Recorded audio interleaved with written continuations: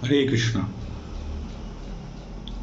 हमारे भीतर एक बहुत बड़ा कंफ्यूजन रहता है कि क्या हम अपना जीवन जीते हुए भी परम शांति को या परमात्मा को प्राप्त कर सकते हैं। तो इसका अर्थ जानने के लिए आप एक बार अध्याय क्रमांक 18 के श्लोक क्रमांक 45, 46, 47, 48 को देखें। 45वें श्लोक में भगवान कहते हैं कि स्वे स्वे कर्मणि अभिरतः संसिद्धिम लभते नरः स्वकर्म निरतः सिद्धिम यथा विन्दन्ति तत्शृणु।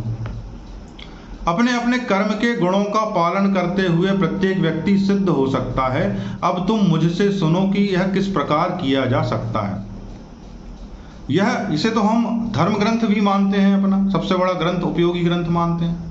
और यदि वह ग्रंथ है जिसको सबसे ज़्यादा मान्यता दी गई है, सबसे अधिक लोगों ने इसको प्रामाणिक माना है, और इसमें ही लिखा हुआ है कि अपने अपने कर्म करते हुए भी आप किस तरह संसिद्धि पा सकते हो, प्रवीणता पा सकते हो, वह भी जान सकते हो जो जाना जा सकता है।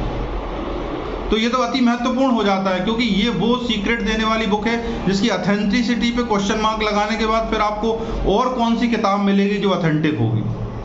वेल टेस्टेड किताब है, 5000 साल 7000 6000 साल पहले से लोग इसको प्रैक्टिस में ला रहे हैं, पढ़ रहे हैं, समझ रहे हैं, सोच रहे हैं। बड़े बड़े लोग हुए जिन्होंने इस किताब को पढ़ा है। तो भगवत गीता में ही भगवान कहते हैं कि अपने अपने कार्य करते हुए भी सिद्धि प्राप्त की जा सकती है।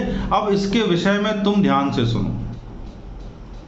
अपने अपने कार्य मतलब आप ऑफिस में बैठे हो, घर में बैठे हो, हाउस वाइफ हो, खेती में लगे हो, व्यापार में लगे हो, टीचर हो, श्रम कर रहे हो, राजा हो। तो ये किताब किसी के साथ भेदभाव नहीं कर रही है, कह रही अपने अपने कार्य। तो आप जिस भी कार्य में लगे हुए हो वो आपका अपना स्वाभाविक कार्य है जो आपको मिला हुआ है। मैं यदि लगा हुआ हूँ चिकित्सा शास्त्र में, चिकित्सा शिक्षक के रूप में, तो ये मेरा कार्य है जो स्वभाव पूर्वक मुझे मिला है। तो आप अपने अपने कार्य को करते हुए ही कैसे भगवान के ज्ञान को जान पाएं, भगवान के ज्ञान को समझ पाएं या संसिद्धि प्राप्त कर पाएं, इस विषय में भगवान ने चर्चा की गई। तो ये अति महत्वपूर्ण है, क्योंकि कोई भी व्यक्ति इस बात से संशयित हो सकता है कि क्या मुझे अपना कार्य छोड़ना पड़ेगा, क्या भगवान का मतलब ही है कि मुझे कोई और कार्य करना पड़ेगा। आपको इन प्रश्नों के उत्तर यहाँ मिलने वाले हैं। ये बड़े महत्वपूर्ण प्रश्न है कि सबसे पहले अध्यात्म में की ओर आने वाले व्यक्ति में सबसे पहले तो यही प्रश्न आता है कि ऐसा तो नहीं मुझे अपना कार्य छोड़ना पड़ेगा।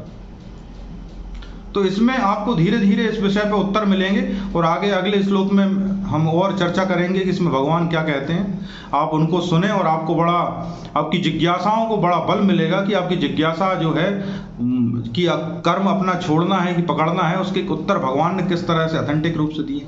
आप उनको पढ़ें और समझें और लाभ प्राप्त करें। श्लोक सुनने के लिए बहुत बहुत धन्यवाद। आगे भी आप श्लोक सुनते रहें। हरे कृष्णा।